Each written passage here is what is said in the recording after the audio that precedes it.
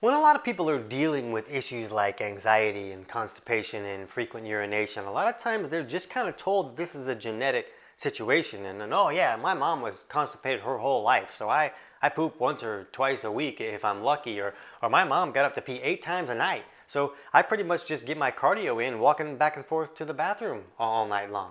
But these things, though a genetic factor can be involved, it's not like these are just the cards that you were dealt. This is more about your physiology and your unique bio-individuality, and you have the ability to change your body chemistry.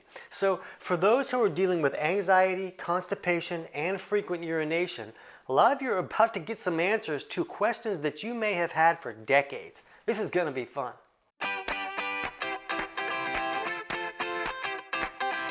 TC Hale is not a doctor and does not claim to be a doctor or licensed in any type of medical field. Don't be an idiot and use anything heard on the show as medical advice. This information should be used for educational purposes only, and you should contact your doctor for any medical advice. Now get off me.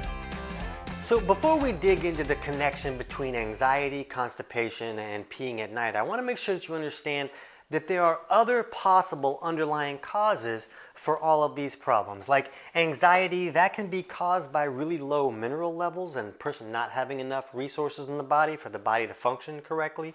And constipation can be caused by a lack of stomach acid, or our stool tends to move through the body at a pace according to its acidity level. And it's really common for people not to be making enough stomach acid, and that can really contribute to constipation issues.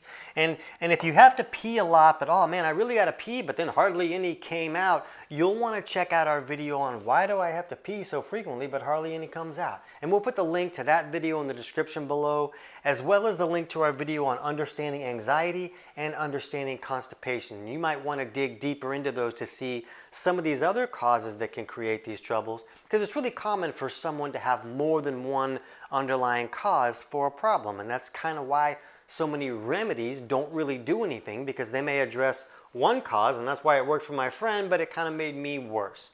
So to understand the connection of these issues, we really want to understand what's going on with our circadian rhythm. And when I say circadian rhythm, I don't want you to think, oh, well, I sleep great, there's nothing wrong with my circadian rhythm. Your circadian rhythm is about a lot more than just how are you sleeping. So it was Dr. Emmanuel Rivisi who helped us understand that the body has a circadian rhythm at the cellular level.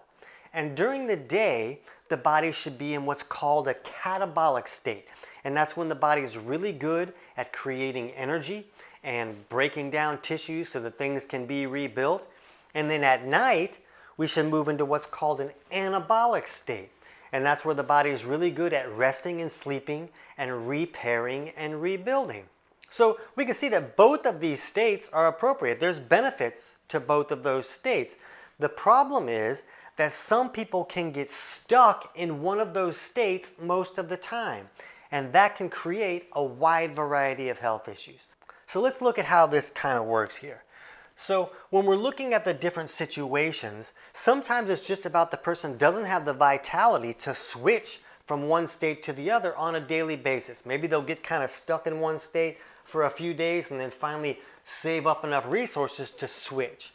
But a person should really be switching on a daily basis. And when they're not, it can create a lot of health issues. And some people can get stuck in one state really far, way too far into that state, and that can create a lot of trouble too. So if someone is stuck in this catabolic state most of the time, we see things like insomnia, because at the cellular level, they're kind of in this awake, go, go, go state.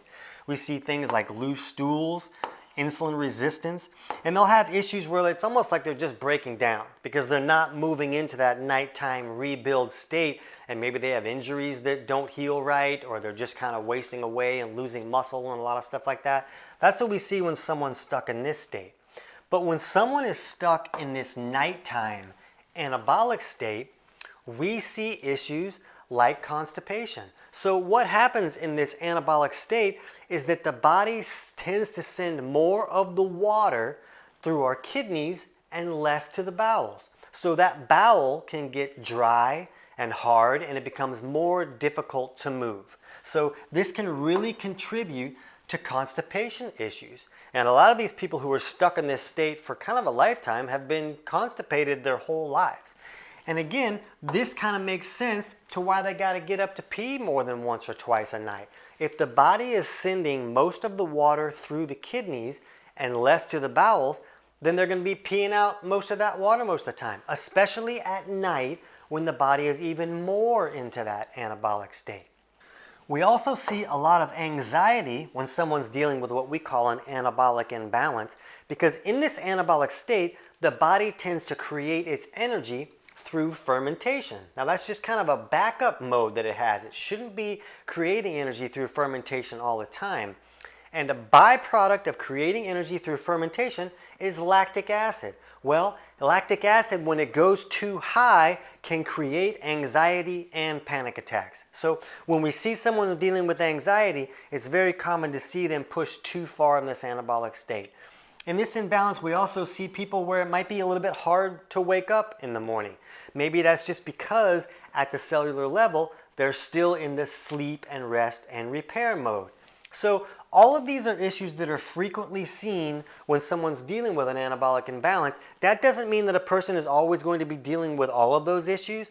They may be only dealing with one or two.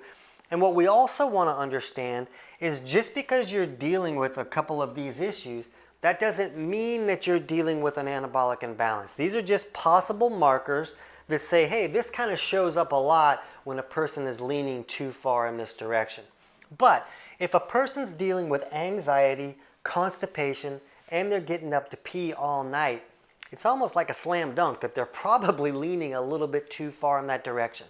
And if you are leaning too far in that direction, you can look at these simple measurements that you can check at home using tools you can pick up at a pharmacy or a health food store, and you can get an idea of how severely pushed in that direction you are, and then you can take steps to correct that imbalance and then watch those measurements to see if you're moving in the right direction or not.